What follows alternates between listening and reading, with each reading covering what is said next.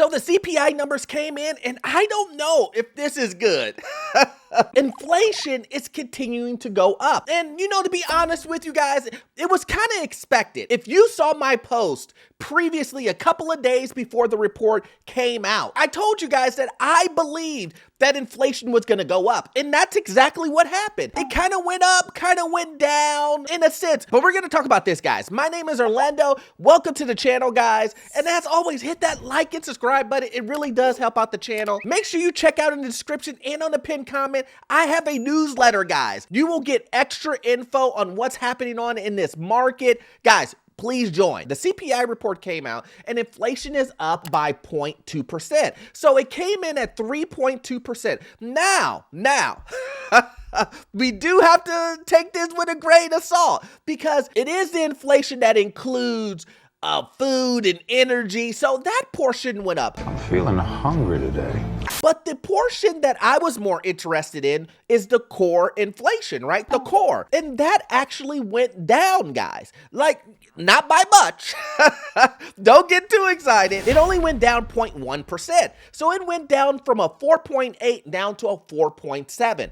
So, but we got some things to talk about. It says here, July CPI report shows inflation gauge rose 3.2%, less than expected. The consumer price index rose 3.2% from a year ago in July, slightly below expectation. Core CPI ran at a 12-month rate of 4.7%, almost below estimates. Both measures were up 0.2% on a month. Now, I know what you're thinking. You're thinking, Orlando, what does this mean? Orlando, is this good or is this bad? And I'm gonna tell you guys, I'm gonna be honest with you guys, this is middle of the road. And this is the reason why I don't like that we have this split when it comes to the two CPIs, the core and the regular, right? This is the reason why, because I believe this gives the Fed full grace in his eyes to sit on the fence. Sensational. We already know this guy is a habitual fence sitter. He loves to sit on the fence. He loves to be the middle of the road. He loves to quote unquote satisfy you, which that's not gonna happen. As a joke, and he would then share. Because we need these home prices to go down, but he wants to satisfy you, his political agenda, and he wants to satisfy the banks and the businesses. He wants to do all of that. Hence, this is the reason why he's always saying soft landing. He wants to make this soft landing happening, and this puts him in the position to quote unquote say, I'm not going to do a rate hike. I'm not going to do a rate hike because what we're doing, quote unquote, is working. Now, is it really? In my eyes, not really, because we're going to get into some of the more detailed information, and I'm going to explain to you the reason why I believe this is a big mistake to sit on the fence and not continue to raise interest rates. But we'll see. We'll see. I mean, I have been surprised before. He can come out and say, you know what? I'm going to raise rates again and again and again to push the demand down to get these home prices down. He could do that, but we'll see. This is almost all of the month's inflation increase came from shelter costs. Well, who would have ever thought that? Who would have ever thought that the CPI number was a big key component of the report? Who would have ever thought that? So let me read that again. Almost all monthly inflation increase came from shelter costs, which rose 0.4% and were up 7.7% from a year ago, guys. I want you guys to really focus on what I'm about to say now, is that with the number being somewhere around 90% of that inflation is coming from some form of shelter costs. That means rent, that means housing costs, that means services. All of these things that are included in when it comes to shelter are elevated. So my question is, if the Fed decides to pull the brakes and push on the brakes and say, we're not going to raise interest rates, we're not going to touch it at all, then he's really saying, I don't care if housing comes down.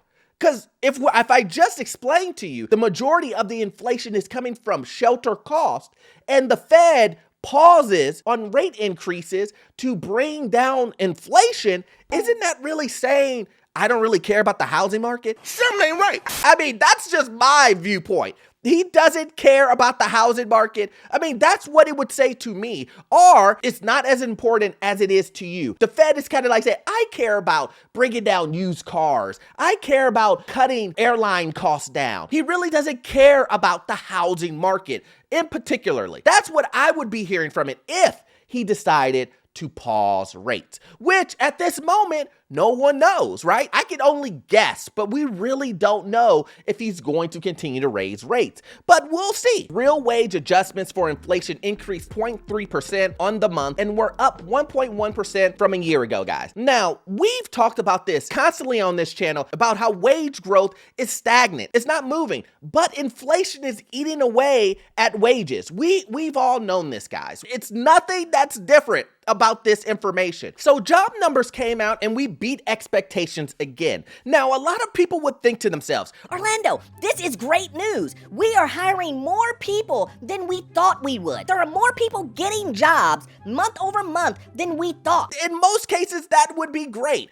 But we all know what the agenda of the Fed is. The agenda of the Fed is to make sure that there are job losses. This sucks.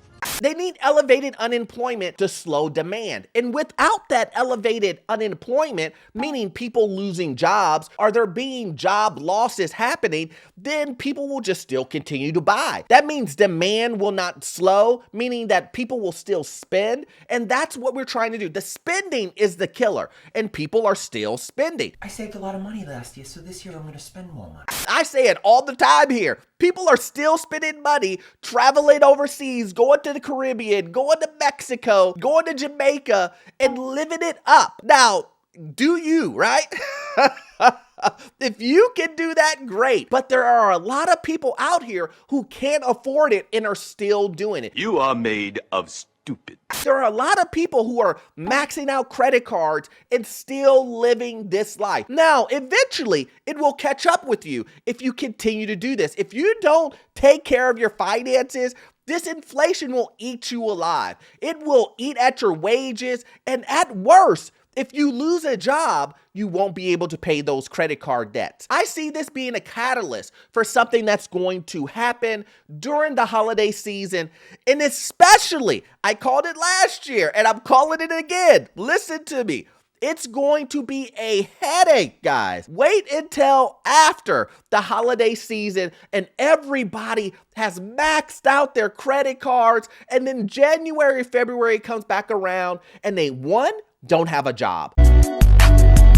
Two, they can't make the credit card payments. Or three, used all of their saving and their money for pay for things that they wanted and not needed.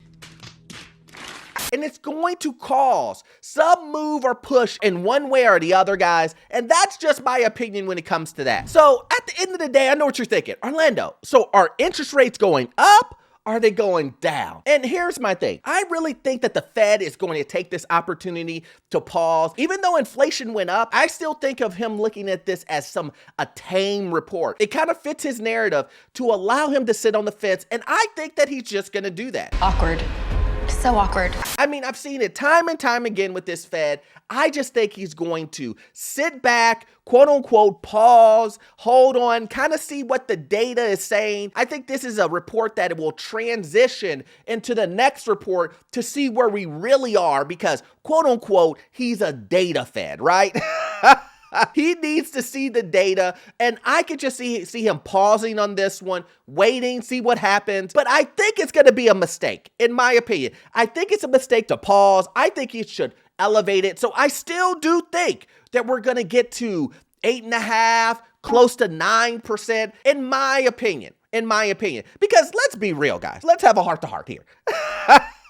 These numbers, I mean, it don't feel like the 3.2% inflation. It feels higher than that. So who really knows what the real numbers are? I can almost promise you the real numbers, if we were to actually see them, it would be some gigantic number, 9, 10, something like that, because it doesn't feel like 3.5%. Now, I know what a lot of people would say, Orlando, it's lagging and all that other stuff. I get it. But, I mean, you tell me. You guys are out there. I'm out here in the real world. Does it feel like we're at 3.2% inflation? I mean, apples are still expensive. These airlines, I don't know where they're seeing the airline cut, because just fly from here to a 30-minute flight, it's $300, $400, $500 premium on top of it. Wait, what? So I don't know. The numbers don't make sense, but these are the numbers that we have. So we have to figure out what the Fed is going to do and how it's going to affect you to purchase that new home that you want or sell that home that you want. So you have the information to make the best decision for you and your family, guys. That's all I'm trying to do, is give you the information to make that decision. But as always, guys, I hope you got value out of this content. Make sure you check out this video. Yes, this video right here. I promise you, it will help you learn what's going on with this crazy housing market, financial news, and get into your first rental property, guys. The information you will get from this video, it will be gold. I'll see you in the next one. Thanks.